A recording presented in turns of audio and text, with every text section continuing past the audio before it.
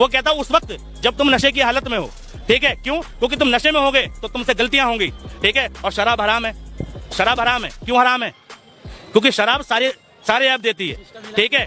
एक आदमी को 3 टास्क दिए गए कि तुम एक औरत के साथ बलात्कार कर दो, दूसरा एक बच्चे को चाकू मार दो, और तीसरा उसके बच्चे को चाकू मार दो, और तीसरा शराब पी लो।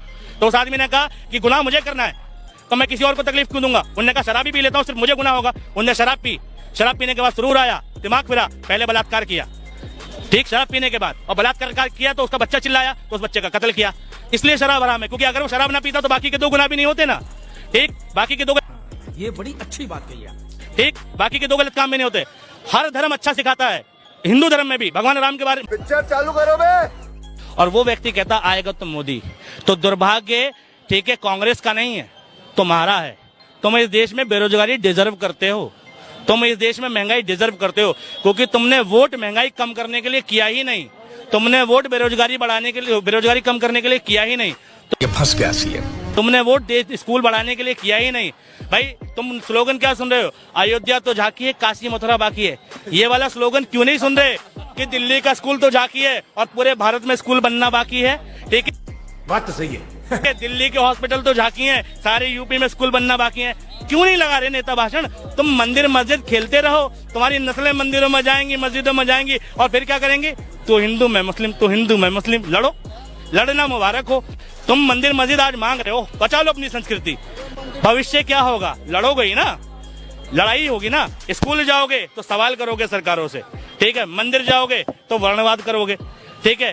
अपनी संस्कृति जानना चाहिए, हर आदमी को अपना धर्म जानना चाहिए। धर्म, ये बड़ी अच्छी बात कही आप। धर्म के विरोधक ना बनो, भगवान को मानना चाहिए, लेकिन धर्म की आड़ में राजनीति नहीं करनी चाहिए, ना राजनीति करने वालों का समर्थन करना चाहिए।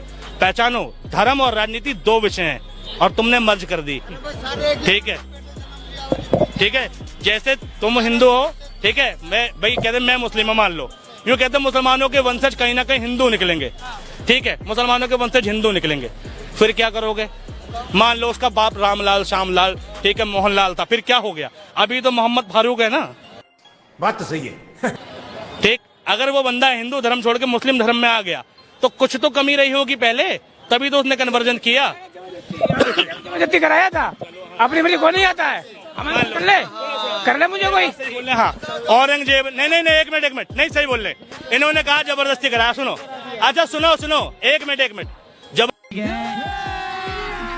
अभी मजा आएगा ना भिड़ो। जबरदस्ती करा दिया, मान लिया, औरंगजेब ने करा दिया, बाबर ने करा दिया, गर्दन चाकू की नोक पर करा दिया, एक पीढ़ी का करा दिया, फिर बाबर मर गया, ठीक, बाबर चला गया, 1500-1700 में अंग्रेज आ गए, फिर कौन सी जबरदस्ती थी जो बने रह गए? फिर वापिस हिंदू हो जाते,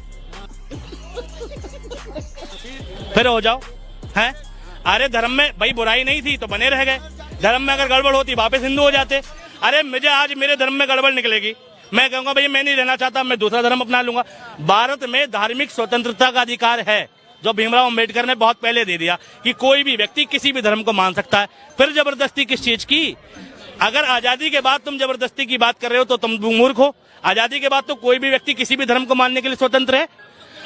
भाई अब मुसलमानों में सुनो, मुसलमानों में एक लाइन है, देखो सुनो, आधा सच पूरे झूठ से ज्यादा खतरनाक है। मुसलमानों के धर्म के बारे में बता रहा हूँ। मुसलमानों की किताबों में लिखा है, मुसलमानों अपनी तादाद में इजाफा करो। ध्यान से सुनना, अरे भाई साहब सुनो, मुसलमानों की किताब में लिखा है, मुसलमानों अपनी तादाद में इजाफा करो ताकि मैं मोहम्मद रोज कयामत तुम्हारी आबादी को देख। अब इससे तुम मुराद क्या लोगे? इससे तुम मुराद लोगे कि मुसलमानों को कहा जा रहा है कि तुम बच्चे पैदा करो, जबकि कुरान को समझना हर किसी के बस की बात नहीं है।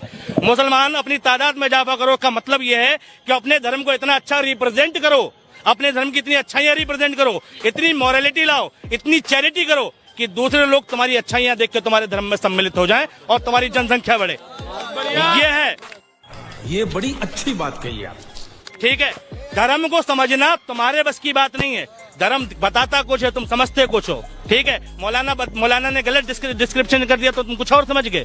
भाई कुरान में ये भी लिखा है कि मत जाओ नमाज की तरफ, मत पढ़ो नमाज तुम, ठीक है। तो क्या मतलब? वो कह रहा है कि नमाज मत पढ़ो? नहीं, वो कहता उस वक्त जब तुम नशे की हालत में हो, ठीक है। क्यों? क्योंकि तुम नशे में होगे तो तुमसे गलतियां होंगी, ठीक है। और शराब हराम है, शराब हराम है। क्यों हराम है?